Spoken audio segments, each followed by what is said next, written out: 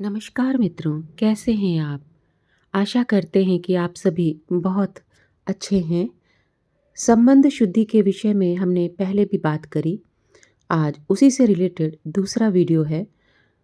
तो पहले हमने बात करी थी हमारे संबंध जो कि संसार में हों।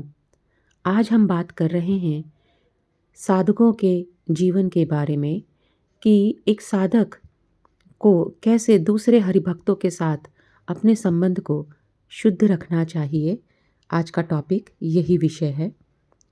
जीवन में संबंध बहुत ही मायने रखते हैं और इन्हीं संबंधों द्वारा हम खुशहाल जीवन जीते हैं। साथ उठते बैठते खुशियाँ गम सब शेयर करते हैं।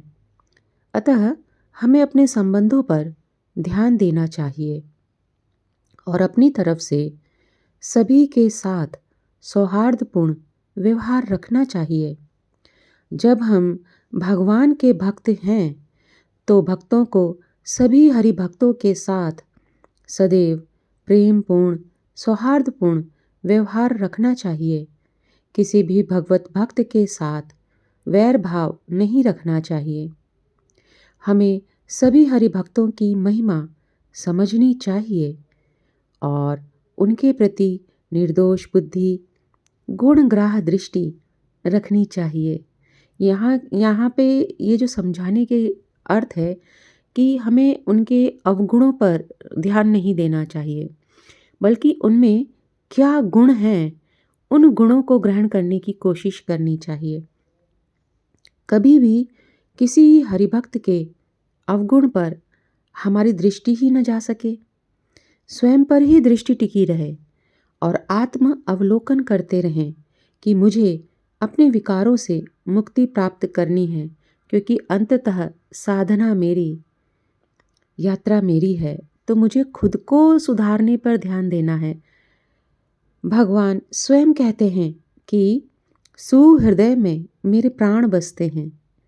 जो मेरे भक्तों का दास होकर सेवा करता है मैं उससे प्रसन्न रहता हूँ, और जो मेरे भक्तों को दुख पहुँचाता है मैं उससे अप्रसन्न रहता हूँ। कितनी बड़ी बात कही है भगवान ने। और इसका उदाहरण तो हमारे समक्ष हनुमान जी हैं, जो अपने आराध्य प्रभु श्री राम जी के भी दास हैं और उनके भक्तों के भी दास हैं। इसीलिए तो हम लोग कहते हैं ना, जहाँ पे भी राम नाम हो रहा होगा हनुमान जी वहाँ होंगे ही होंगे, क्योंकि हनुमान जी अपने आराध्य प्रभु श्री राम जी के भक्तों की भी सेवा दास भाव से ही करते हैं। हमारे लिए ये गुण सीखने लायक है। यही मर्म हमें पकड़ना है और सदैव दास का भी दास बनकर पूर्ण श्रद्धा भाव से भक्तों की सेवा करनी है और आत्मीयता का भाव रखना है, क्योंकि श्री हरि तो सभी के हृदय में रहते हैं। इस प्रकार की समझ के साथ हमें सभी के साथ अपने संबंधों को सुधार लेना चाहिए, क्योंकि मोक्ष के मार्ग में ये सब बाधक है और जन्म मृत्यु के कारण भी यही बनते हैं, क्योंकि संबंधों में बिगाड़ से ही हमारे कर्म बन जाते हैं और फिर हमें जन्म मृत्यु के चक्कर में फंसना पड़ता है। और हम तो यात्रा मोक्ष की कर रहे हैं। सभी में बैठे परमात्मा को अगर हम ध्यान देने लगें तो कभी हमसे ये गलती होगी ही नहीं।